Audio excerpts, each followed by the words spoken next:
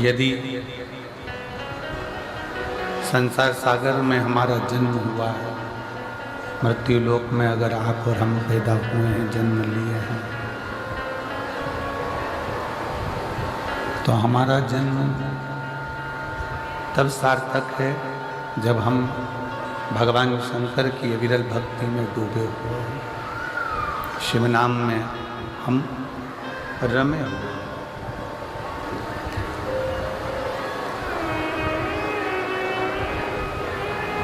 जन्म तो एक पशु पक्षी भी ले लेता है।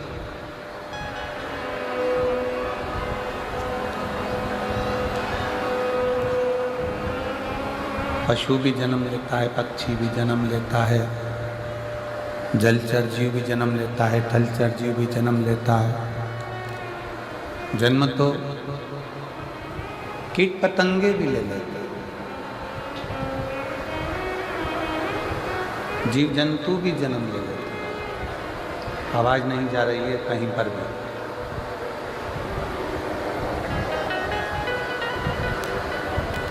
जीव जंतु भी जन्म ले लेते हैं, कीट पतंगे भी जन्म ले लेते हैं, पशु पक्षी भी जन्म ले लेते हैं, बच्चे उनके भी होते हैं। पेट वो अपना भी भर लेते हैं।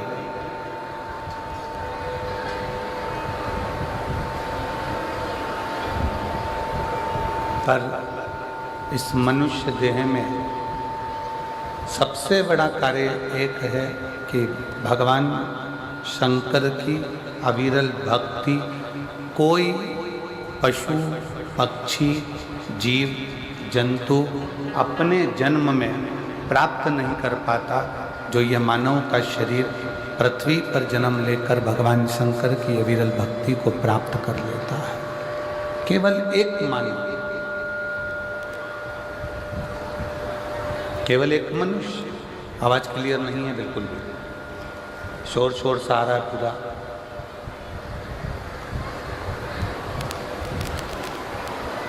एक मानव, एक मनुष्य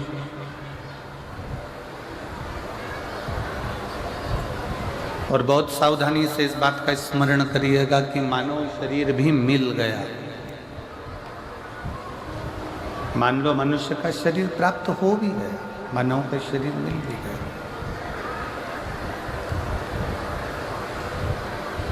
और उस शरीर को आपने पा भी लिया।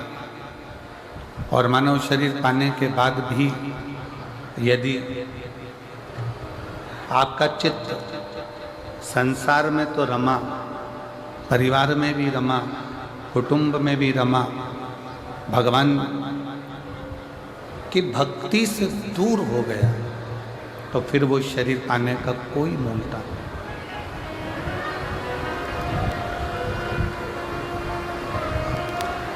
कितना सुंदर कहा है किसी ने कि सरकारी गोडाउन को, सरकारी वेयरहाउस को, प्राइवेट वेयरहाउस को, प्राइवेट गोडाउन को भरना सरल है।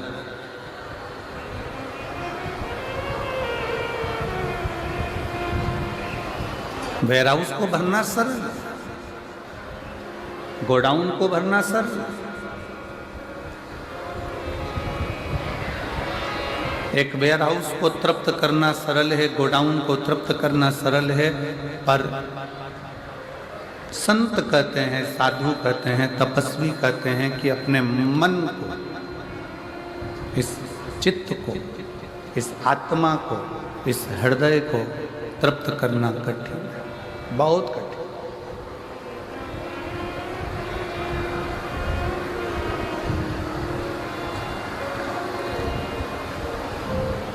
गोडाउन भर दिया, वेयरहाउस भर दिया, ये सरल है, पर मन को भरना, चित्त को भरना, इस हृदय को तृप्त करना बहुत कठिन। एक चरित्र आता है,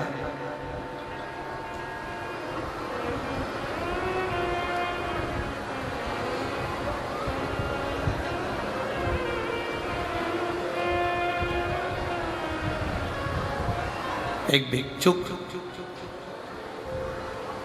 एक पात्र लेकर, एक कटोरा लेकर एक राजा के दरवाजे पर चले जाते हैं।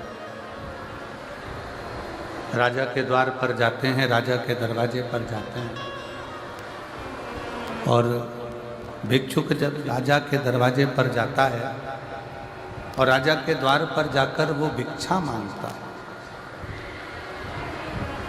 राजा ने पूछा कि तुम्हें क्या चाहिए, इस पात्र में क्या दिया जाए, पात्र में क्या भर दिया जाए, इस पात्र में क्या प्रदान कर दिया जाए। तब वो भिक्षुक कहता है कि मुझे तुमसे कोई बहुत सारा धन नहीं चाहिए, मुझे तुमसे बहुत सारी संपदा नहीं चाहिए, मुझे तुमसे कुछ वैभव नहीं चाहिए, मुझे तुमसे कुछ भी ज़्यादा नहीं चाहिए। केवल ये जो मेरा छोटा सा पात्र है, केवल मेरा ये छोटा सा जो पात्र है, इसको भर दीजिए। और बहुत छोटा सा पात्र, बहुत छोटा सा।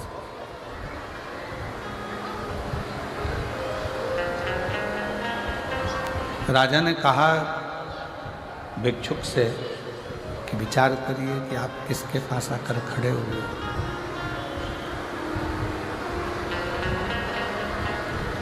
आप किसके पास आकर खड़े हो, जरा विचार करिएगा।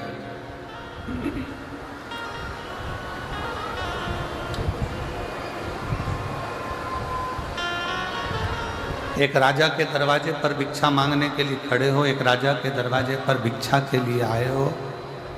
आवाज क्लियर करिए, गला पकड़ रहा है तेजी से। एक राजा के दरवाजे पर भिक्षा मांगने के लिए आए हो, एक राजा के दरवाजे पर कुछ मांगने के लिए आए हो तो थोड़ा ज़्यादा में मांग लीजिए।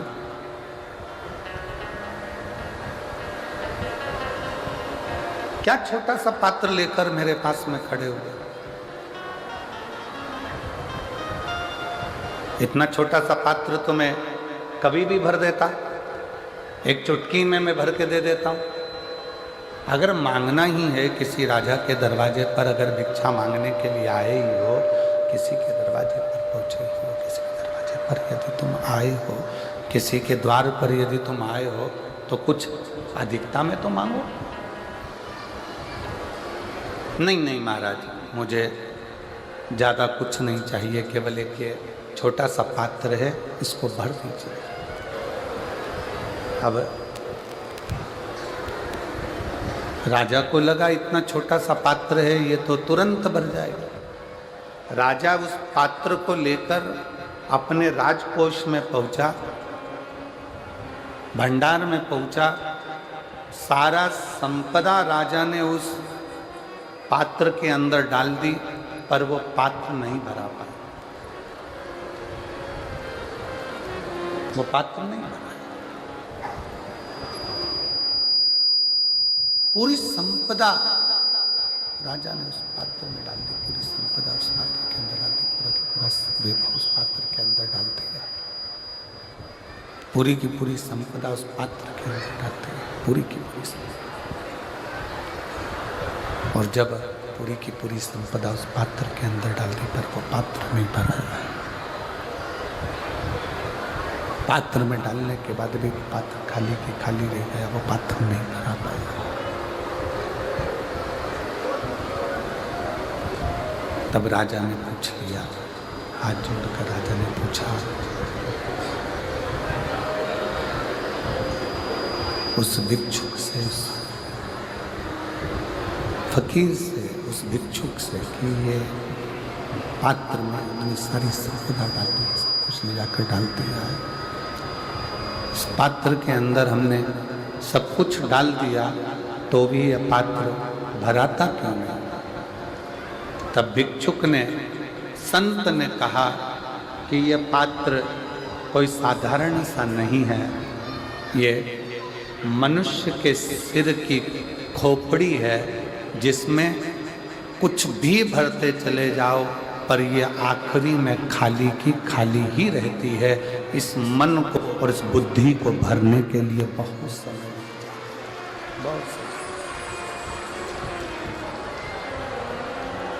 इस मन को और बुद्धि को भरने के लिए बहुत समय लग जाता है। इसको भरना कठिन है, बहुत कठिन। इसको भर पाना बहुत कठिन है, बहुत कठिन। बस यही शिव पुराण की कथा कर रही है, ये भगवान शंकर का चरित्र कह रहा है, यही शिव तत्व कह रहा है, यही शंकर जी का चरित्र वर्णन कर रहा है। यही एक गोडाउन को भरना, एक वेयर हाउस को भरना सरल, बहुत सरल, पर सबसे ज्यादा कठिन, सबसे ज्यादा अगर कुछ है तो अपने मन को तृप्त करना, अपने चित्त को, अपनी बुद्धि को तृप्त करना।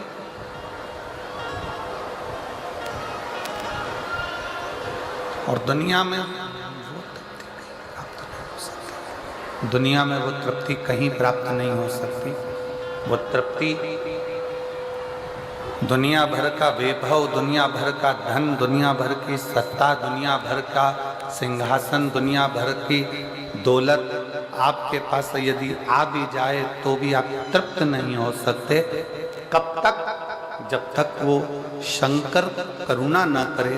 और जिस दिन शिव की कृपा हो जाती है तो ये मन, बुद्धि, चित्त सब अपने आप तृप्त होते चले जाता है और उसमें तृप्ति का एक आनंद उत्पन्न होते चले जाता है। तृप्ति का एक आनंद। और शंभु शरण बड़ी मांगू घड़ी घड़ी दुख काटो दया करी दर्शन आपो। शंभु शरण मांगू घड़ी घड़ी दुख काटो दया करी दर्शन आपो। जब तक शंकर करुणा न करे, जब तक कृपा न करे, जब तक तृप्ति प्राप्त नहीं हो सकती, तृप्ति मिल नहीं सकती, तृप्ति प्राप्त नहीं हो सकती। शिव की करुणा, शंकर की दया, शंकर की उदारता, शंकर की कृपा, शंकर की दया, ये हमको तृप्त कर सकती है। शिव कथा कर रही है, भगवान शंकर का संवाद कर रहा है, शिव महापुराण की कथा वर्णन कर रही है, भगवान शंकर का चरित्र कर रहा है। बहुत तेज पानी गिरे,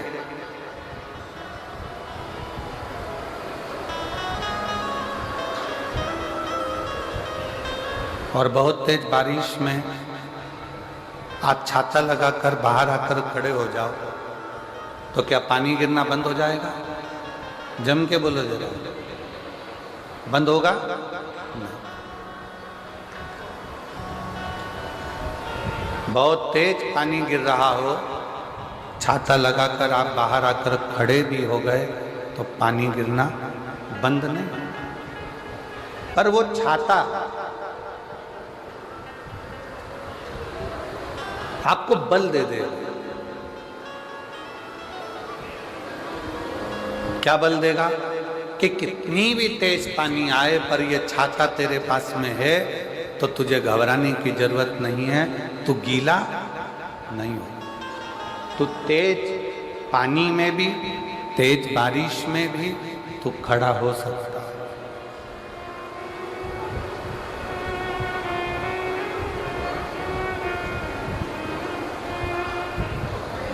कितना भी तेज पानी गिर रहा है,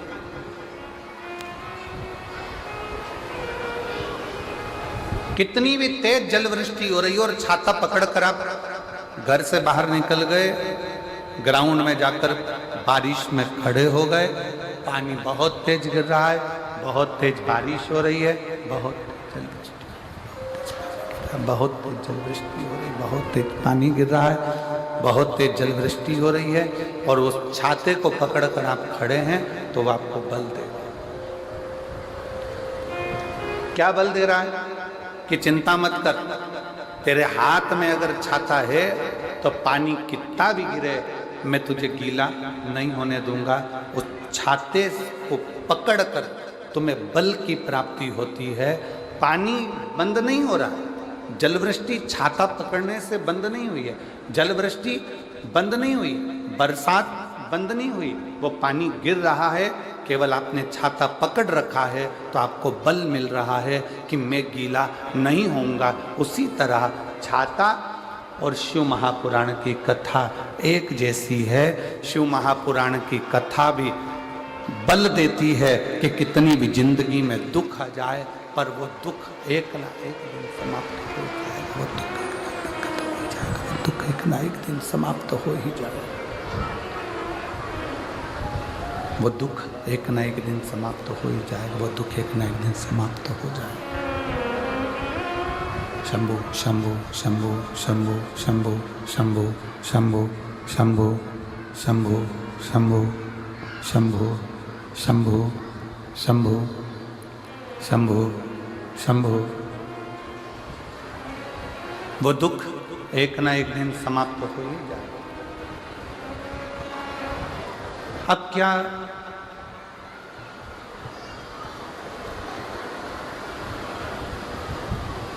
कई लोग सोचें कि शिव महापुराण की कथा हम श्रवण करेंगे तो हमारी जिंदगी में दुख नहीं आएगा।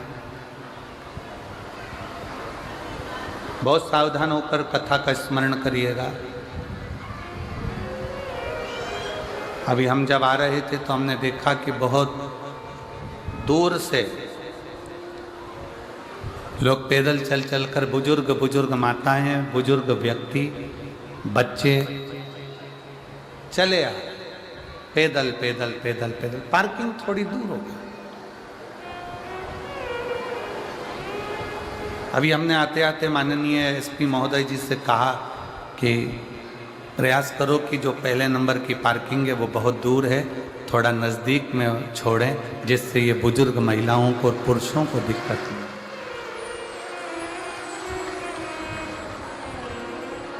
और उन्होंने तुरंत उसी समय पर वायरलेस पर सूचना भी शायद दी है कि जो पहले नंबर की पार्किंग बहुत दूर है तो उसको थोड़ा नज़दीक तक लेकर आए, जिससे लोगों को आने में दिक्कत ना हो। आते आते चले आ।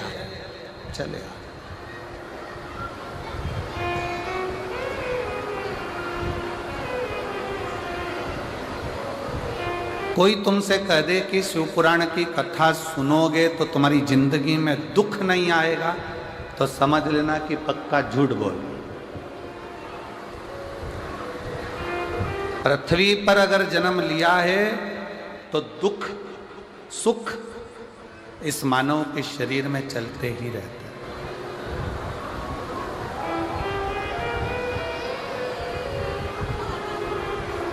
दुख सुख मानव की देह में चलते हैं। स्वयं गुरु नानक देव जी से बाले ने पूछ लिया था, हमारा जन्म होता है, बाले पूछता है गुरु नानक देव जी से कि जन्म के समय पर बच्चा क्यों रोता, किस लिए? गुरु नानक देव जी से पूछा कि जन्म के समय पर बच्चा क्यों रोता है?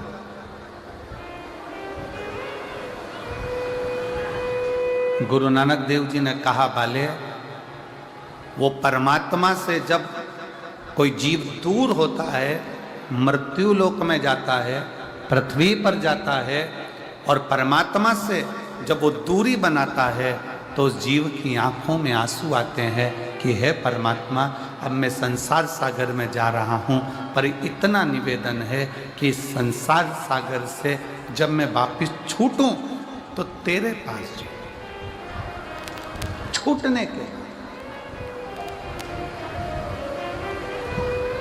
कोई तुमसे कह दे कि हमारी कथा में आकर बैठ जाओ, तुम्हारे को दुख नहीं आने दूंगा। कोई तुमसे कह दे कि मेरे पास आकर बैठ जाओ, मैं तुम्हें तकलीफ नहीं आने दूंगा। तुम मेरे पास आ जाओ, मैं तुम्हें दुखी नहीं होने दूंगा। समझ लेना पक्का झूठ बोल रहा है। शिव महापुराण की कथा कहती है कि संसार में अगर जन्म लिया है तो दुख और सुख, इन दोनों का सामना तो करना ही पड़ेगा। और राम जी का पृथ्वी पर जन्म हुआ तो राम जी ने सामना करा, भगवान कृष्ण का जन्म हुआ तो भगवान कृष्ण ने सामना किया। रामकृष्ण परमहंस जी पृथ्वी पर जन्मे, माँ जगज्जननी जगदम्बा से उनकी बात होती थी तो भी उन्होंने दुख का सामना करा। संत तुकाराम, संत नामदेव जी, मीराबाई, कर्माबाई, जितने राष्ट्र के संत हुए, अगर मृत्यु लोक पर जन्म लिए हैं तो दुख सुख का सामना तो करना पड़ा। ध्रुव जी महाराज, प्रहलाद जी महाराज, ऐसे कितने कितने जो मृत्यु लोक पर जन्म लेकर दुख और सुख के सामना करते हैं। दुख सुख का सामना तो करना पड़ता।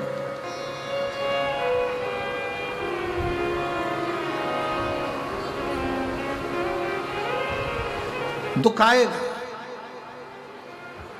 छाता बारिश को रोक नहीं सकता, बारिश आएगी, पर छाता व्यक्ति को बल देता है बारिश में खड़े होने का। दुख आएगा, मनुष्य देह मिली है, मानव का शरीर मिला है तो तकलीफ आएगी, पर ये शिव महापुराण की कथा आपको बल देती है उस दुख का सामना करने की, उस दुख को रोकने की, उस दुख में खड़े रहने की।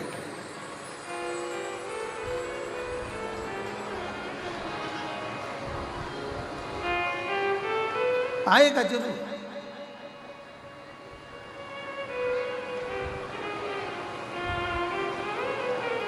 एक विश्वास, एक भरोसा, एक दृढ़ता, और आपकी भगवान की भक्ति, आपका भजन, आपका स्मरण, उस दुख आ भी रहा है तो आपकी चित्त वृत्ति में नहीं बैठ पाए, नहीं बैठे।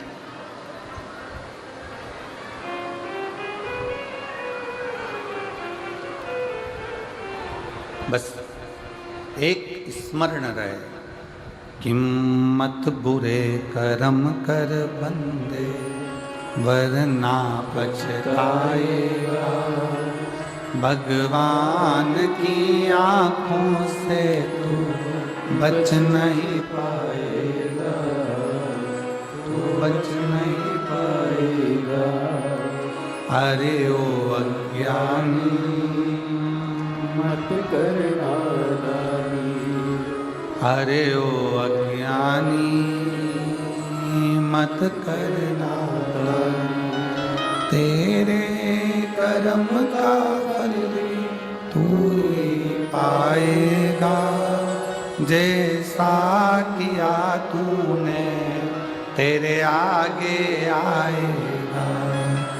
मत बुरे कर्म कर बंदे, वरना पछताएगा। भगवान की आंखों से तू बच नहीं पाएगा, तू बच नहीं पाएगा। अरे ओ अज्ञानी मत करना, अरे ओ अज्ञानी मत करना। दुख आएगा, पर तुम्हारा सुनी हुई शिव महापुराण की कथा, तुम्हारा चढ़ाया गया एक लोटा जल, तुम्हारा किया गया भगवान का भजन, उस दुख को तुम्हें महसूस नहीं होने देगा, उस दुख को तुम्हारे भीतर प्रवेश नहीं होगा। कब आएगा, कब जाएगा मालूम नहीं।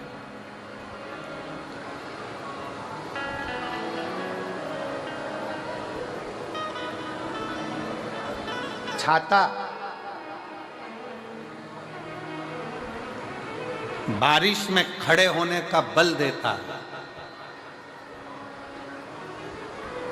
शिव महापुराण की कथा दुख में, तकलीफ में खड़े होने का बल देती है। शिव पुराण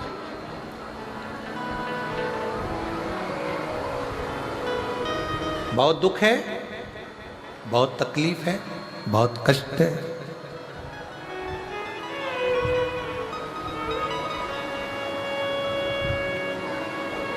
माना संसार सागर में सहजता में रहना सरल बात नहीं है।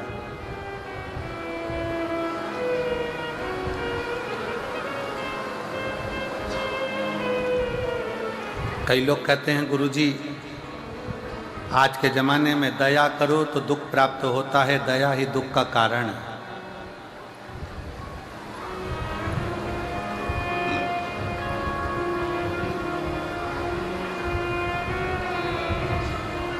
कई लोग कहते हैं गुरुदेव दया ही दुख का कारण है, ये दुनिया के लोगों ने एक कहावत बना दी।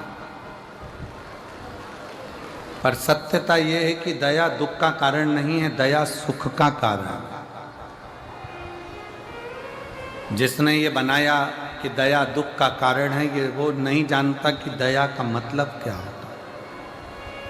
कितनी कृपा करी होगी मेरे शंकर भगवान ने कि अमृत का कलश तो देवताओं को दे दिया और विष का कलश खुद ने रख दिया।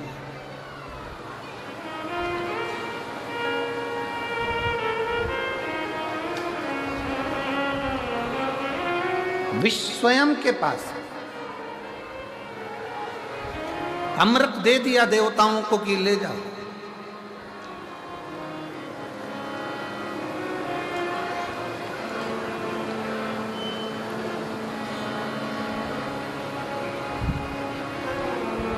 पार्वती जी ने कहा भी, माँ जगत जननी जगदम्बा माता पार्वती जी ने बोला भी कि ये आपके पास में विष का पात्र आया है, विष का कटोरा आया है, आपके पास में विष का कलश आया है और आप विष अपने पास में रहकर ये सारे देवताओं पर दया बरसा रहे हो, दया कर रहे हो और ये सारे देवताओं को आप दया कर कर अमृत दे दिए।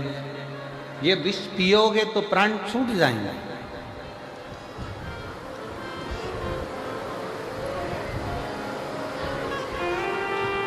शंकर भगवान ने कहा नहीं नहीं,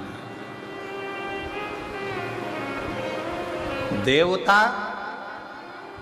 अमृत पीकर भी अमर नहीं हो पाएंगे और शंकर भगवान कहते हैं कि मैं विष पीकर भी अमर हो जाऊंगा क्योंकि मैंने यहां करुणा करी है, दया।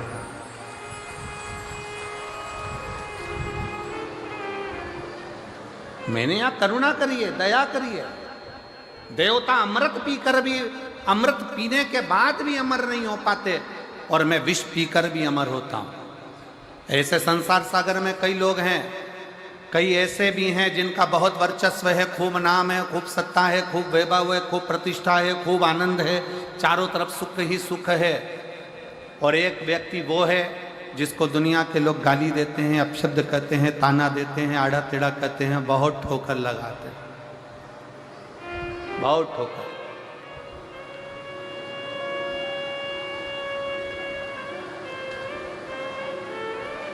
पर शिव कथा कहती है, भगवान शंकर का संवाद कहता है कि जिसको ज़्यादा गाली पड़ी हो, जिसको ज़्यादा ताने दिए गए हों, जिसको ज़्यादा अपशब्द कहा गया हो, वही दुनिया के दिल में राज करता है, वही दुनिया के दिल में राज करता है।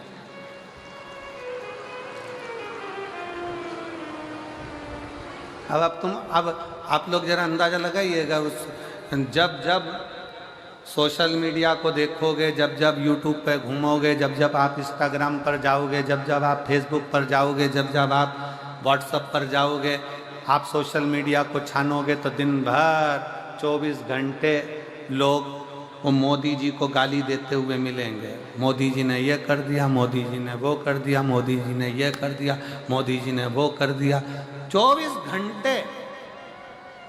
पर अगर आज संपूर्ण भारत की भूमि पर, पूरा संपूर्ण भारत की भूमि अगर आज भगवामय नजर आ रही है तो ये उन्हीं की देन है जिसने किसी ना किसी रूप में सनातन धर्म को मजबूत किया। बोल बम का नारा है, बोल बम का नारा है, सारी समस्या का हल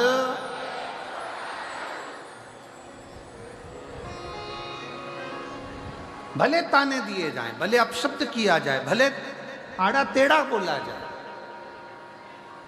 पर सनातन की मजबूती है।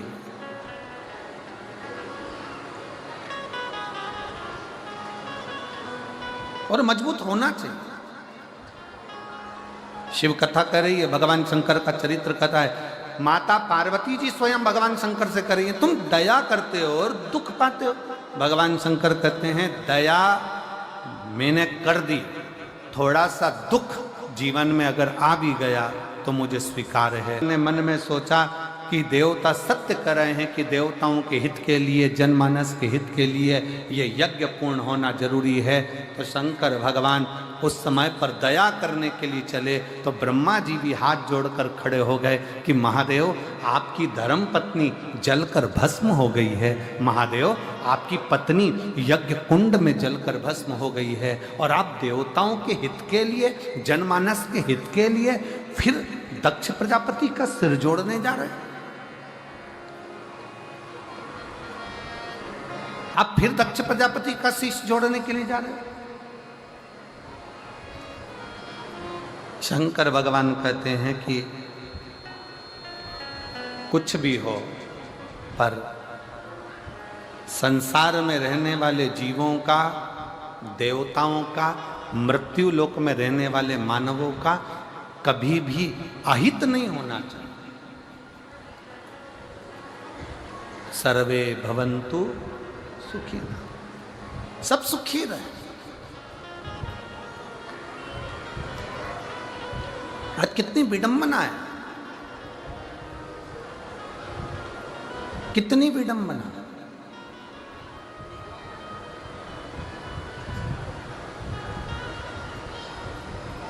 हमारा सनातन धर्म,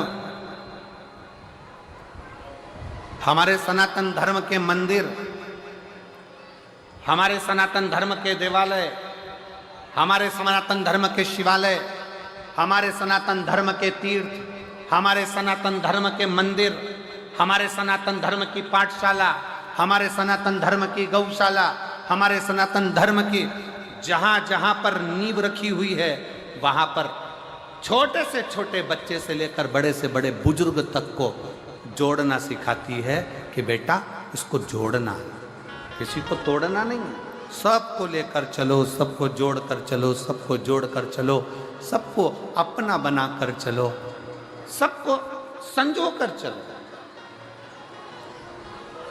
और सनातन धर्म से जो भिन्न है, दूसरे धर्म के लोग जो सनातन धर्म से दूर हैं, वो सनातन धर्म से दूर होने के बाद ये विचार करते हैं कि इनको किस तरह से काटना है, किस तरह से इनको ले जाकर एक और पटक देना। सनातन जोड़ता है, शिव जोड़ने का काम करते हैं, भगवान शंकर जोड़ने का काम करते हैं। शिव जी ने करा क्या? शंकर भगवान से कहा कि तुम्हारी धर्म पत्नी जलकर राख हो गई, तुम्हारी धर्म पत्नी जल गई, सती स्वाहा हो गई, सती का शरीर जल गया, भस्म हो गई, और तुम दक्ष प्रजापति के सिर को लगाने की बात कर रहे हो।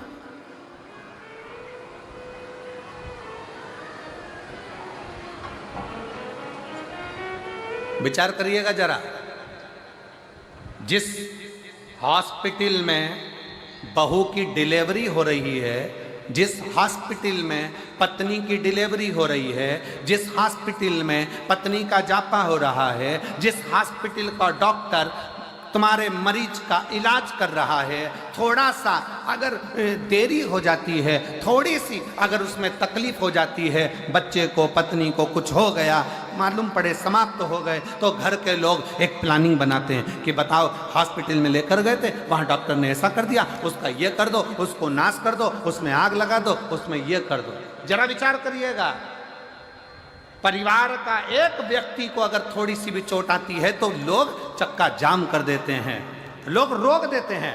और जहां देव अधिदेव महादेव की धर्मपत्नी माता सती जलकर भस्म हो गई, और भस्म होने के बाद भी शंकर जी से कहा गया कि आप दक्ष प्रजापति का सिर जोड़ दो। शंकर भगवान सिर जोड़ने के लिए आतुर हो गए।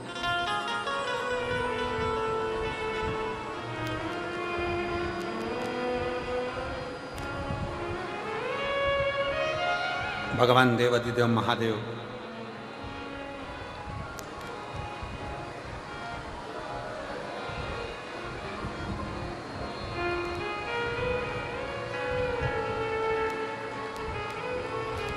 दो चीजें हैं।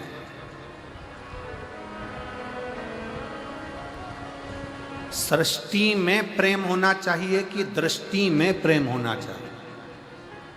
जरा उत्तर दे जसपुर वालों, सावधानी से उत्तर दीजिएगा। सृष्टि में प्रेम होना चाहिए कि दृष्टि में प्रेम होना चाहिए?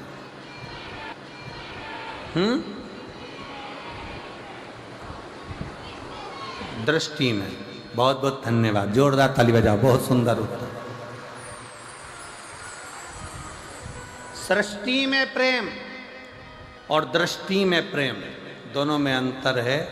सृष्टि में प्रेम एक दिन समाप्त हो जाता है, पर यदि हमारी निगाहों में, हमारी दृष्टि में अगर प्रेम का पर्दा लग गया तो जो से नफरत है ना, वो भी प्रेममय नजर आता है। सृष्टि पूरी प्रेममय दिखती है, पूरी प्रेम,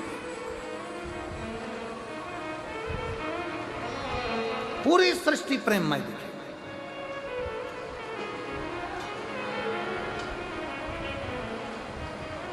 और रचा है सृष्टि को जिस प्रभु ने, वही सृष्टि चला रही है।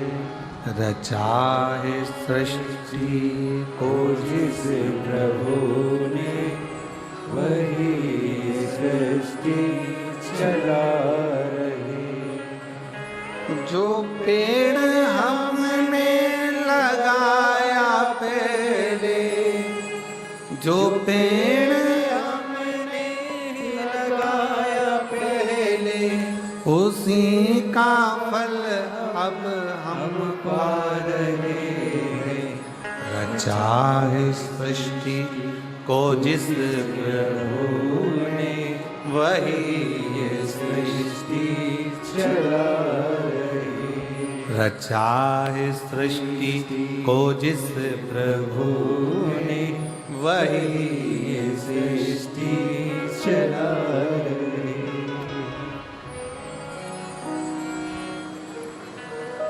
ये संपूर्ण सृष्टि, शंकर भगवान कहते हैं कि अपनी दृष्टि में प्रेम रखिए, सब पूरा संसार, पूरी सृष्टि आपको प्रेम में नजर आने लगे, पूरी सृष्टि।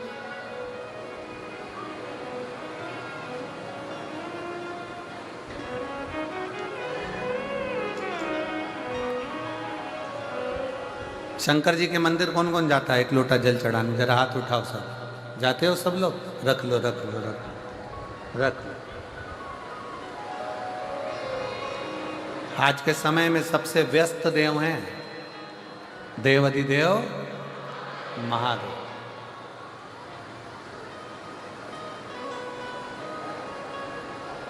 शंकर जी को आज के समय में 1 मिनट की भी फुर्सत नहीं है, 1 मिनट की भी।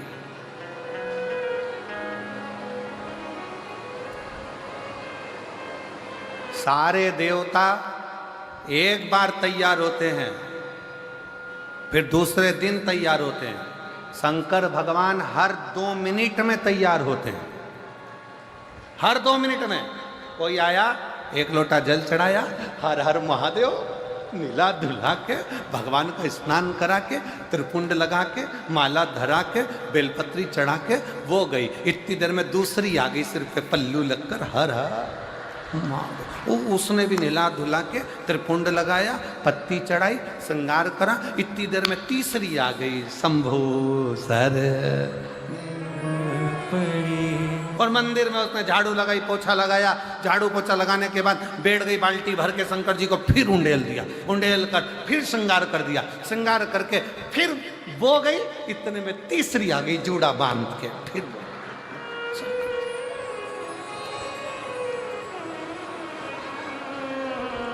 कई बार तो पार्वती जी भी शंकर जी से पूछ लेती है, प्रभु कैसा लग रहा है? शंकर भगवान बोले बहुत जोरदार। पर आज आपका चेहरा उतरा है भोलेनाथ, बात क्या है? शंकर जी बोले वो कमलाबाई रोज आती थी, 3 दिन से नहीं आई है, उसका टेंशन है मुझे, कहाँ रह गई? जैसे तुमको मंदिर में जाने पर मंदिर पहुंचने की ललकता रहती है, उसी तरह मेरे देव अधिदेव महादेव जो जगत का बाप है, उसको आपसे मिलने की ललकता रहती है। आपसे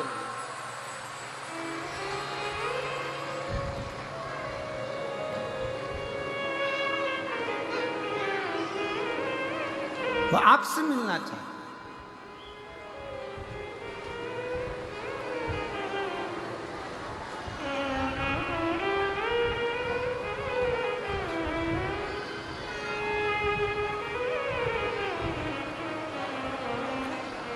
देव अधिदेव महादेव भगवान शंकर ओगरदानी त्रिकालदर्शी कैलाशी अविनाशी शिव।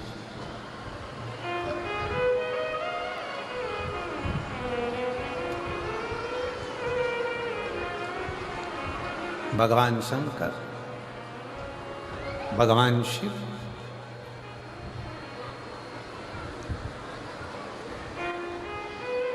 सती मां जलकर भस्म हो गई और ब्रह्मा जी हाथ जोड़कर कह रहे हैं कि आपकी धर्म पत्नी को दक्ष प्रजापति के शब्द के कारण आपकी पत्नी जलकर भस्म हुई है।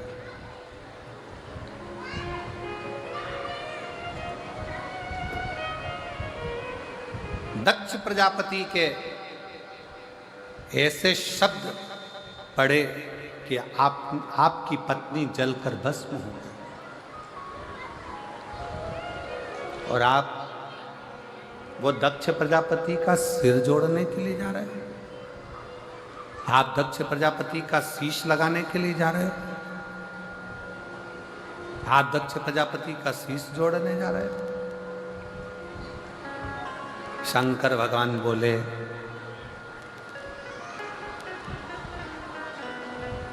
व्यक्ति को अपना कर्म करना नहीं छोड़ना चाहिए। एक निवेदन मेरी जीजियों से है, जितनी मेरी जीजियां शिव महापुराण की कथा इस जसपुर मायाली गांव मदेश्वर बाबा के चरणों में बैठकर सुन रही हैं, और जितनी मेरी जीजियां टीवी पर, मोबाइल पर, व्हाट्सएप पर, गूगल पर, फेसबुक पर, यूट्यूब पर कथा सुन रहे हैं, उनसे भी कहें, सास अगर गाली देती है तो क्या तुम दवाई देना बंद कर दोगे क्या? जम के बोलो जरा। उसको तकलीफ हो रही है, सिर में दर्द हो रहा है, पाँव में तकलीफ हो रही है, तो तुम तो दवाई तो दोगी ना, बोलो तो जम के दो। सास का काम है गाली देना, उसको देन दो। सास का काम है अपशब्द कहना, उसको कहन दो। सास का काम है ताने देना, उसको देन दो। शायद कई माताएं कहती हैं मेरी ननद ने मेरे साथ ऐसा किया, मेरी ननद ने मुझे ताना दे दिया, मेरी ननद ने ऐसा कह दिया, मेरी ननद ने वैसा कह दिया, मेरे नंदोई ने ऐसा कह दिया। शायद आप नहीं जानते हो, आप सबकी ननद तो फिर भी ठीक होगी, पार्वती जी की जो ननंद थी ना, पार्वती जी की जो ननंद थी वो इतनी प्रबल थी, इतनी प्रबल कि पार्वती मैया भोजन बनाकर गणेश जी के लिए रखकर जाती थी, मोदक बनाकर कार्तिकेय के लिए रखकर जाती थी, और पार्वती जी की ननंद छी प्रिया वो उस मोदक को उठाकर पूरा की पूरा नंदी को खिला देती थी। आपकी ननंद तो फिर भी अच्छी है, कम से कम तुम्हारी बनाई गई रोटी को उठाकर कहीं नंदी को, बेल को या गाय को या अन्य इधर उधर कुत्ता उत्ता को तो नहीं दे रही। पार्वती जी की ननंद माँ पार्वती जी शंकर जी की पूजन के लिए लोटा भरकर जल रखती थी, और लोटा भरकर जल रखकर पार्वती जी थाली सजाकर शंकर भगवान की पूजन करने के लिए, जहां शिव नेत्र बंद कर कर साधना में लीन रहते थे, पार्वती जी उस थाली को लेकर जाने वाली रहती थी। और उतनी देर में भगवान शंकर की बहन पार्वती जी की ननंद छिप्रिया आई और छिप्रिया ने थाली उठाई और लोटा उठाया भरा हुआ, और लोटा उठाकर स्वयं जल का पान कर लेती। लोटा जब खाली दिखता तो पार्वती जी को लगा कि मेरी ननंद ने खाली करा, पर मुख से शब्द नहीं कहती। एक दिन छिप्रिया इतना करी, एक दिन पूछा गया माता पार्वती जी से कि तुम्हारी ननंद इतना उपद्रव मचाती है, तुम्हारी ननंद तुमको ताना देती है, तुम्हारी ननंद तुमको आड़ा टेढ़ा करती है, पर पार्वती जी तुम्हारे मुख से शब्द नहीं निकलता। आज के जमाने की अगर भाभी होती ना, जसपुर की अगर भाभी होती तो ननंद को रायपुर छोड़ी आती।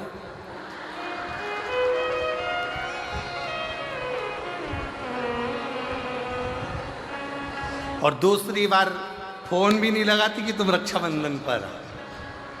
अगर ऐसी ननंद होती तो वो सीधे ले जाकर पहले रायपुर छोड़ती कि चलो यहां से। पार्वती जी से पूछा तुम्हारी ननंद इतनी तीव्र, तुम्हारी ननंद ऐसा कार्य करती है और तुम ननंद से इतना प्रेम क्यों रखती हो? माता पार्वती जी ने कहा मुझे याद है जब दूषण नाम का राक्षस उपद्रव मचाया, ब्राह्मण के बच्चों का रक्त निचोड़कर दूषण नाम के राक्षस ने पीना प्रारंभ करा। और दूषण नाम का राक्षस जब रक्त को पीना प्रारंभ करा, तब सारे ब्राह्मणों ने और देवताओं ने शंकर की आराधना करी, भोले बाबा इस दूषण को मार दो, इस दूषण नाम के राक्षस का, असुर का संहार कर दो। तब शिव जी ने कहा कि मैं दूषण को मार तो दूंगा, मना नहीं है, पर दूषण को एक वर है, दूषण का संहार मैं त्रिशूल उठाकर कर दूंगा, दूषण को मैं मार दूंगा, पर दूषण को एक वर है। क्या वर है दूषण को? कि दूषण को यह वर है कि दूषण का रक्त जहां पर गिरेगा उससे दूसरा दूषण उत्पन्न हो जाएगा। ऐसे 84 बार दूषण जन्म ले सकता, 84 बार दूषण जन्म ले सकता है। तो बाबा भोलेनाथ क्या आप उस दूषण को नहीं मारते हैं? मैं दूषण को मार दूंगा, पर निवेदन है कि सारे देवता मिलकर और सारे ब्राह्मण मिलकर मेरी बहन के पास जाएं, छिप्रिया के पास जाएं और छिप्रिया से जाकर कहें कि छिप्रिया तुम एक काम करना, जैसे ही दूषण का रक्त गिरेगा ना, तुम पानी का रूप ले लेना, जल का रूप ले लेना, और दूषण का जैसे ही रक्त गिरे उस पर पानी फेर देना, तो दूषण का दूसरा दूषण पैदा ही नहीं होगा और दूषण मर जाएगा। छिप्रिया ने कह दिया ठीक है, कह दो शंकर जी से, भोले बाबा से कह दो दूषण नाम के राक्षस का संहार करें। शंकर भगवान दूषण नाम के राक्षस का संहार करने के लिए जैसे ही गए, शंकर जी ने दूषण नाम के राक्षस का संहार कर दिया। जैसे ही संहार करा, छिप्रिया को आने में देरी हो गई, छिप्रिया नहीं पहुंच पाई। छिप्रिया नहीं पहुंची तो दूषण ने 84 रूप रख लिए।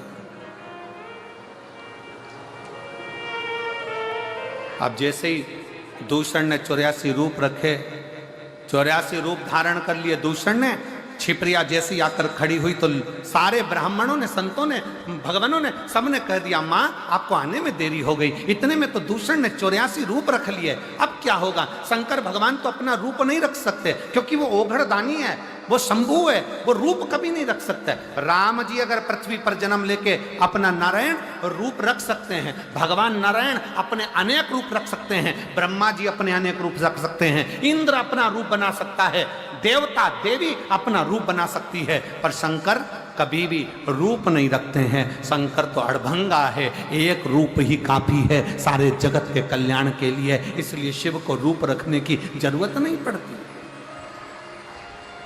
भगवान शंकर को रूप रखने की जरूरत नहीं पड़ेगी। अब क्या होगा? इतने में छिप्रिया ने कहा चिंता मत करो, अगर दूषण नाम का असुर 84 रूप ले सकता है तो मैं भी शंकर की बहन हूं, शिव की बहन।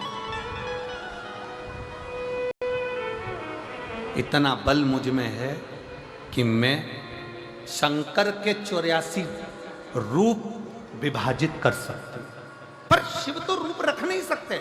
छिप्रिया कहती है मैं रखूंगी शंकर के 84 रूपों को, मैं शंकर भगवान के 84 रूप धारण करवाऊंगी।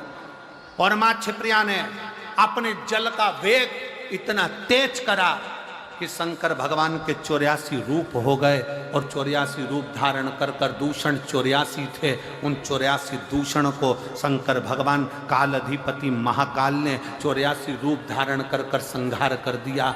माँ छिप्रिया ने हाथ जोड़कर निवेदन कर दिया, भैया अब इस महाकाल वन में, इस महाकाल की भूमि में, इस अवंती का प्रदेश में, हे मेरे भैया आप इन्हीं 84 रूप में विराजमान रहना, और मेरे काल अधिपति 84 महादेव के रूप में अवंती का पुरी में विराजमान हो। अवंती का पुरी में 84 रूप में मेरे देवाधिदेव महादेव विराजमान हो गए।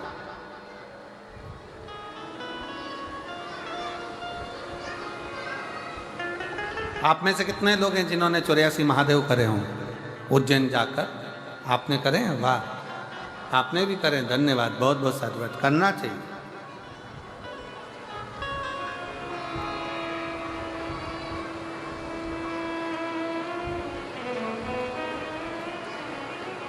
कभी उज्जैनी अवंतिका प्रदेश में जावे, महाकाल वन में जावे, तो एक बार 84 महादेव मेरे महाकाल बाबा के जो 84 रूप हैं उसका दर्शन अवश्य करें, अवश्य।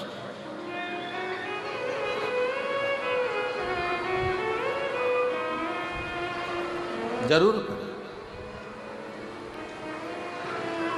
और कभी अगर योग लगा, बाबा ने करुणा करी, तो आपके साथ हम भी कर लेंगे। हो एक आध बार योग लग गया तो देवाधिदेव महादेव का करो 84 बाबा के। हम तो पहले बाबा के दर्शन करने के लिए महाकाल बन गए थे, तो तब पूर्ण रूप से 84 महादेव दर्शन हुए हैं, पर एक बार अवश्य जाओ, करो दर्शन, करना चाहिए। शिव कथा कह रही है, भगवान शंकर का संवाद कर रहा है, शिव महापुराण की कथा कर रही है। जरूरी नहीं कि दुख बहुत हो, पर उसमें जो शक्ति है वो शिव तत्व की शक्ति।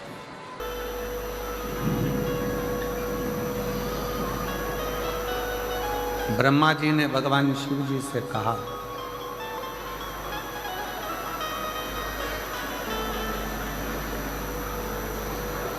और ब्रह्मदेव भगवान शंकर से कहते हैं, प्रभु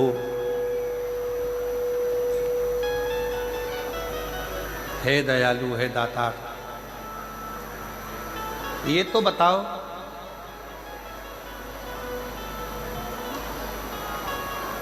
ओ गर्दानी,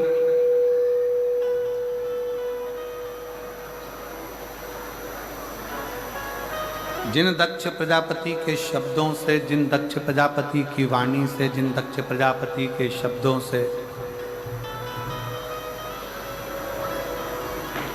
जिन दक्ष प्रजापति की वाणी के द्वारा आपकी धर्म पत्नी माता सती जलकर भस्म हो गई,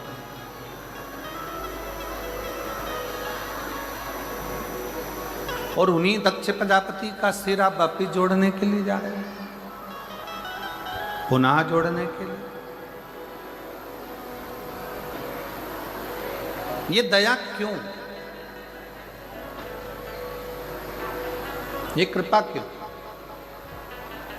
और महाराज कि दया की न होती जो आदर तुम्हारी, तो सुनी रहती अदालत तुम्हारी। गरीबों के दिल में जगा तुम न पाते, तो किस दिल में होती इबादत तुम्हारी। ऐसा क्यों? किस लिए?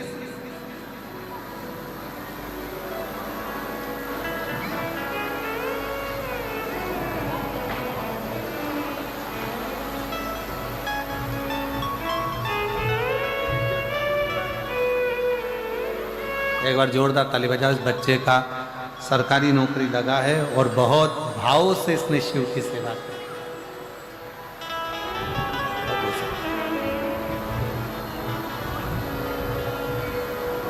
अगर विश्वास है तो वो भरोसा बाबा निभाता जाए।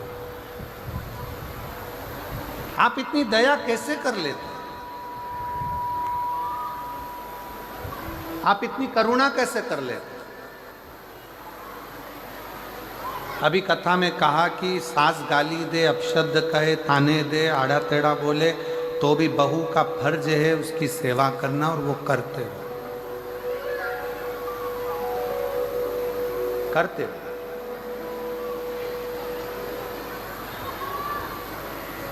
एक बात बताएं आपको, स्वयं के समय में और बाप के समय में बहुत अंतर है। थोड़ा सावधानी से सुनिए। अपने समय में और अपने बाप के समय पे, अपने पिता के समय में बहुत अंतर है।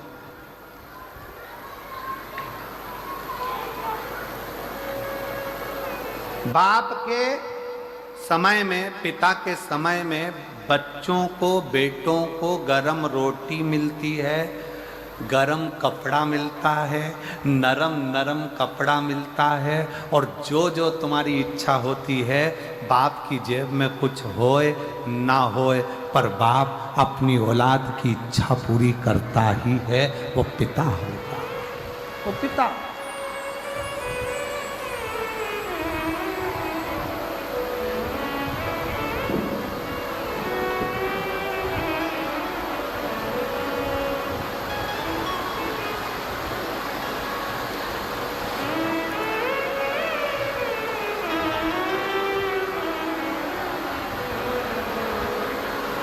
वो पिता है।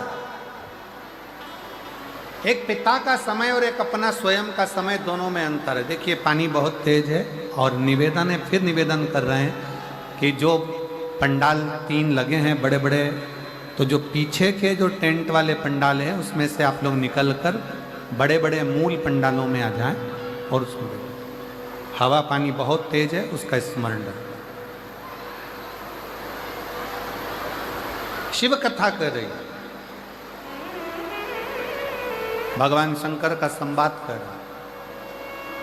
पिता का समय और स्वयं के समय में एक बहुत बड़ा अंतर है। पिता के समय में गरम रोटी भी मिलती है, पिता के समय में गरम कपड़ा भी मिलता है, पिता के समय में नरम कपड़ा भी मिलता है, और पिता के समय में जो हमारे मन के अंदर कामनाएं होती हैं, जो चाहने की इच्छा होती है, पिता उसको पूर्ण करने में लगा रहता है। पिता उसको पूर्ण कराना। और जो स्वयं का समय होता है ना, खुद का समय, जब स्वयं का समय चालू होता है तो रोटी गरम नहीं मिलती है। व्यक्ति काम में इतना व्यस्त रहता है, अपनी नौकरी में, अपनी सर्विस में, अपनी दुकान में, अपने कार्यों में इतना व्यस्त रहता है कि वो रोटी भी गरम नहीं खा पाता। पिता के समय में, माँ के समय में, जब तक बच्चा छोटा है, जब तक बच्चा पढ़ रहा होता है, तब तक माँ बाप उसको गरम रोटी खिलाकर भेजते हैं। बेटा एग्जाम है ना, ले ये खा कर जा, कोई बात नहीं, 5 मिनट लेट होगा ना, रुक जा बियाल, तू ये खा फिर जा, रुक जा, काम पे जा रहा है, ये काम कर ले। पिता के समय में और अपने समय में बहुत बड़ा अंतर होता है। पिता के समय गरम रोटी मिलती है, गरम कपड़ा मिलता है, नरम कपड़ा मिलता है, और अपने मन की कामनाएं भी पूर्ण होती है। पर जब अपना खुद का समय आता है तो रोटी भी ठंडी मिलती है, और कपड़ा जो अलमारी में रखा होता है, नया है कि पुराना, वो पहनकर अपन अपने काम में लगे रहते हैं। इसलिए शिव महापुराण की कथा कहती है कि अपने पिता भगवान देव अधिदेव महादेव से जाकर रोज मिलते रहो, तो मेरा देव अधिदेव महादेव, मेरा शंकर आपका पिता है, तो वो नित्य प्रति गरम रोटी भी देगा, गरम कपड़ा भी देगा, और नरम कपड़ा भी देगा, और हमारी इच्छाओं को भी पूर्ण करेगा। वो शिव शिव है।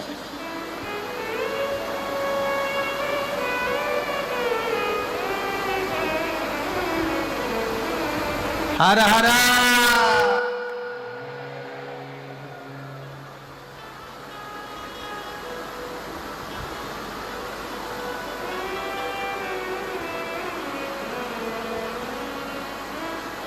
अब देखो धूप भी आ रही है, हवा भी अच्छी जोरदार चल रही है, और पानी भी ऐसा गिर रहा है कि पूरे सावन भादो आज ही लगा दी है। सारे मौसम का सुख बाबा ने यही दिखा दिया है तुमको, सारे मौसम का। बोल बम का नारा है। दोनों हाथ उठाकर एक बार प्रेम से हार हार हार हार हार हार। भगवान शिव गढ़दानी की कथा कर रही है, शिव तत्व कर रही है, पिता स्वयं स्वयं।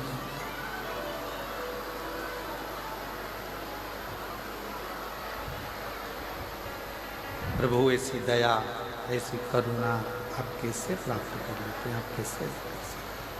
शंकर भगवान से ब्रह्मा जी कह रहे हैं, स्वयं शिव जी से ब्रह्मदेव कह रहे हैं कि प्रभु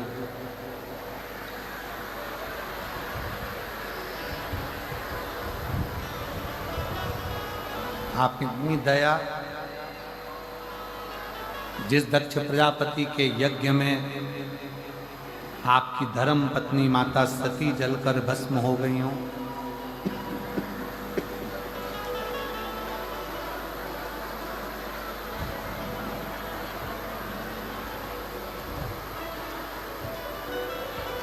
और उन दक्ष प्रजापति का सिर वापिस जोड़ देना, ये दया,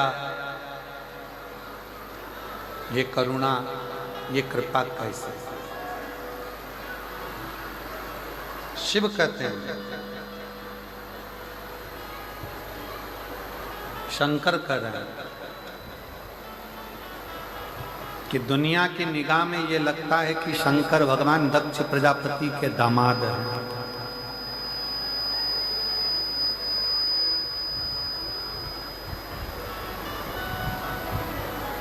दुनिया की दृष्टि में शिव दक्ष प्रजापति के दामाद हैं, ये दुनिया की दृष्टि।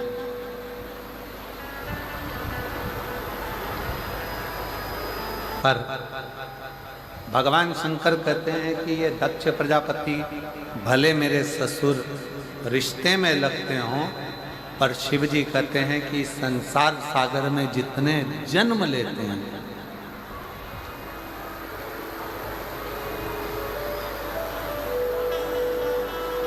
जितनों का जन्म इस संसार सागर में होता है, संसार सागर में जन्म लेते हैं, जितने संसार सागर में जन्म लेते हैं,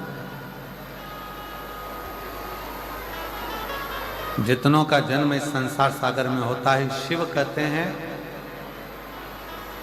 मैं उनका पिता हूं और वो मेरे पुत्र, वो मेरे पुत्र हैं।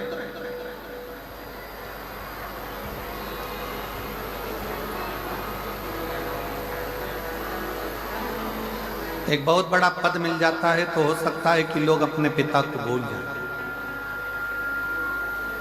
एक बहुत बड़ा सिंहासन मिल जाए तो हो सकता है कि लोग अपने बुजुर्गों को भूल जाएं।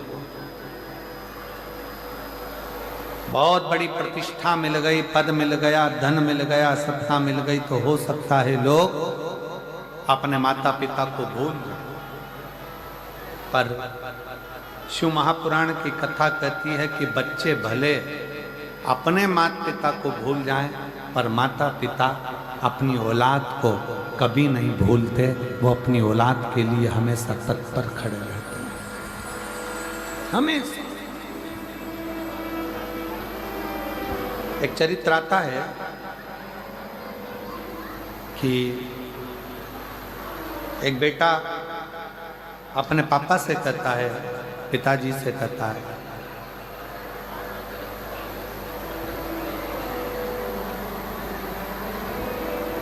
पिताजी मुझे आपके साथ नहीं रहना,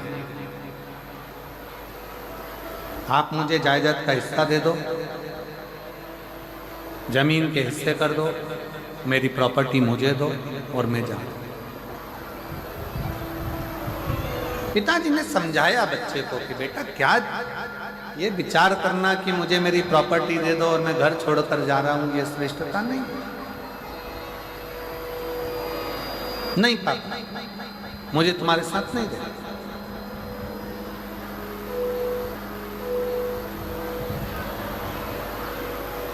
आप तो मेरी प्रॉपर्टी का हिस्सा दीजिए और मुझे जाने दीजिए। आप मुझे मेरी जायदाद का हिस्सा दो और मुझे जाने दो। फिर पिता ने समझाया, बेटा ऐसी बात नहीं करते, सारी जायदाद तुम्हारी तो है। 2 भाई हो, बुजुर्ग मेरा शरीर है, मां तुम्हारी है नहीं। अगर ये जायदाद का हिस्सा भी होगा तो तुम दोनों को ही तो मिलने वाले हो।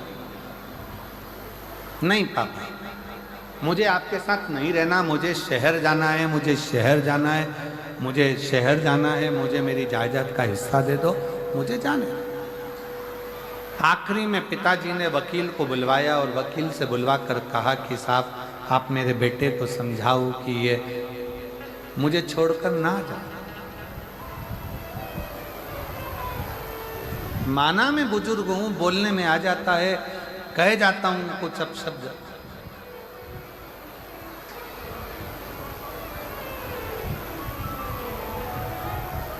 वकील ने समझाया बेटे को कि देखो ये सब तुम्हारा ही है, आज बाप है, पिता है, सब तुम्हारा है। क्यों ऐसा सोचना, क्यों शहर जाना, क्यों छोड़कर जाना? नहीं नहीं, मुझे जाना, मुझे यहां नहीं रहना। आखिरी में वकील ने भी समझाया, गांव के लोगों ने समझाया, बेटा नहीं माना और अपना हिस्सा लिया और चलो। शहर में गया तो बहुत दोस्त मिल गए।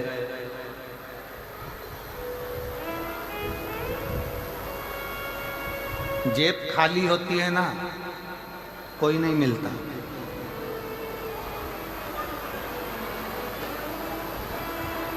जेब खाली होगी तो कोई नहीं मिलेगा।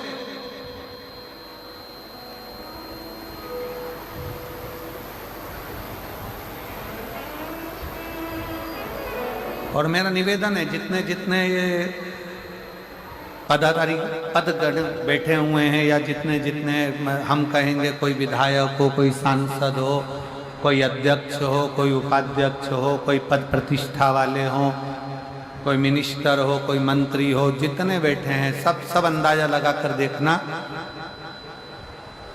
जब जेब खाली होगी, कोई पद नहीं होगा, कोई सिंहासन नहीं होगा, तो दुनिया भी बिल्कुल हल्के में लेती है।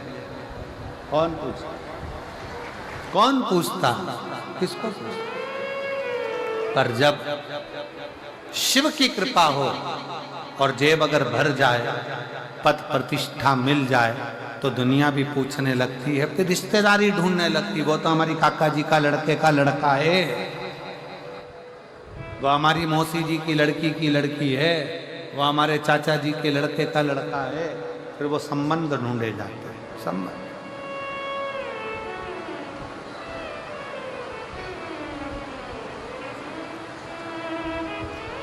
पिता ने समझाया, वकील ने समझाया, रिश्तेदारों ने समझाया, पर नहीं माना। शहर चले गया, जमीन बेचकर पैसा जेब में रखकर लेकर गया था, तो जेब भी भरी थी, बैग भी भरा था, तो रिश्ते भी बहुत सारे हो गए, दोस्त बन गए, नातेदार, कुटुंब, कबीले सब बन गए। किसी ने उसको मदिरा में लगा दिया, किसी ने उसको वेसन में लगा दिया, कोई ने गलत भोजन में लगा दिया, गलत।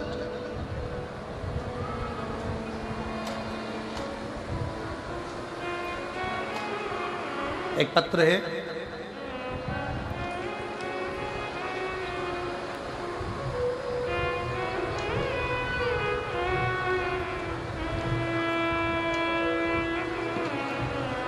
अयोध्या प्रसाद गुप्ता, पत्नी श्रीमती सरिता गुप्ता। मेरा मोबाइल नंबर ये है। हम कुनकुरी कुमकुरी रेमते रोड के निवासी हैं, कहीं बैठे हो तो हाथ हिला सकते हैं। आप ही हैं, आ जाओ, एक बेलपत्र लेकर जाना चाहिए। गुरुजी, इस व्यासपीठ के सामने मैं सत्य कहना चाहता हूं, 2023 में आपकी पहली बार कथा सुनना प्रारंभ करा। इससे पहले हम आपको नहीं जानते।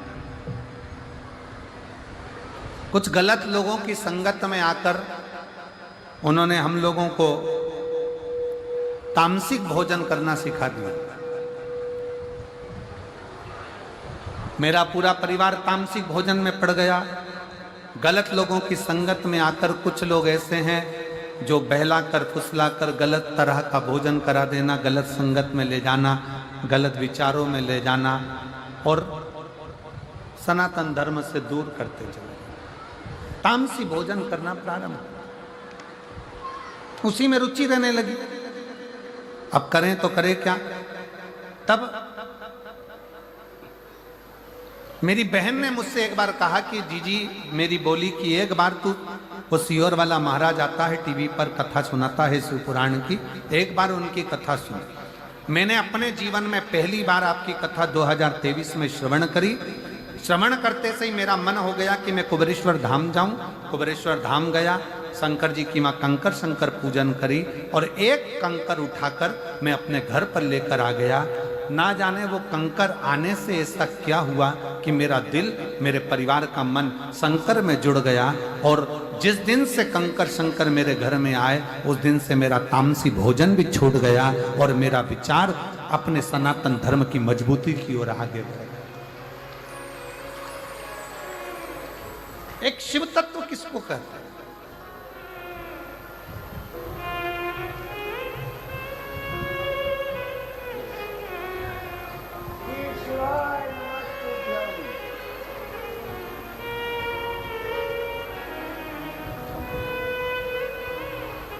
एक बार जोरदार ताली बजाओ श्री अयोध्या प्रसाद गुप्ता जी के लिए, श्रीमती सरिता गुप्ता जी के लिए, जो पुनः अपने सनातन धर्म की मजबूती के लिए और अपने इस सनातन धर्म को पहचान कर पुनः वापिस उस तामसी जीवन से बाहर निकलकर सात्विक जीवन की ओर आए हैं। एक बार जोरदार ताली बजाइए। बहुत बहुत साधु।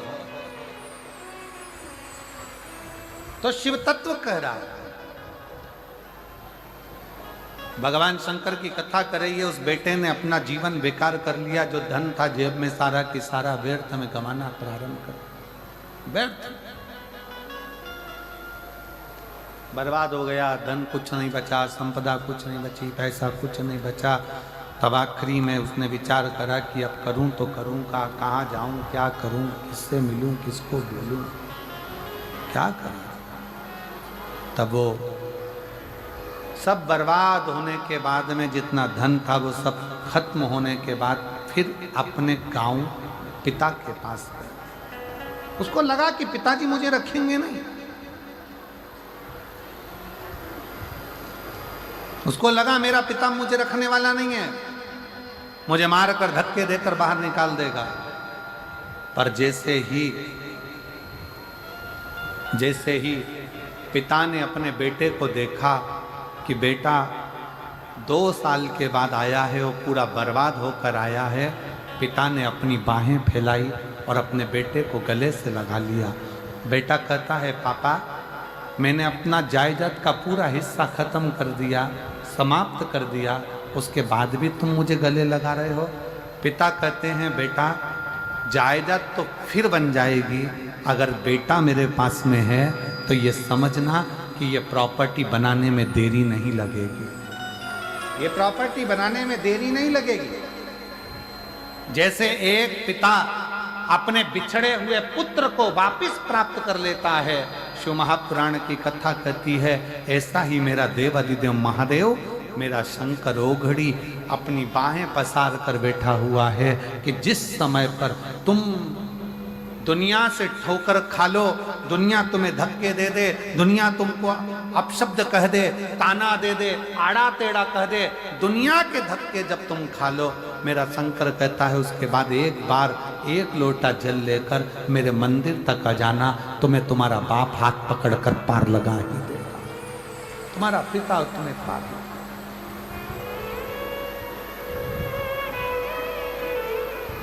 और मैंने तेरे ही भरोसे बाबा, तेरे ही भरोसे हवा बिच उड़ती जावागी बाबा, डोर हटो छड़ी राम कटी जावागी। भोले मैं तेरी पतन शंभो, मैं तेरी पतन हवा बिच उड़ती जावागी बाबा, डोर हटो छड़ी राम कटी जावागी। उस परम पिता परमात्मा के आश्रित रहे। शिव कह रहे हैं ब्रह्मा जी से, आप कहते हो मेरी पत्नी सती जलकर भस्म हो गई, तो मैं दक्ष प्रजापति का सिर क्यों जोड़ूं? शंकर कहते हैं मेरा कर्म है दुनिया का भला करना, आप अपना कर्म करते चलो, अपना कर्म अच्छा करते चलो, दया करते चलो, सत्कर्म करते चलो।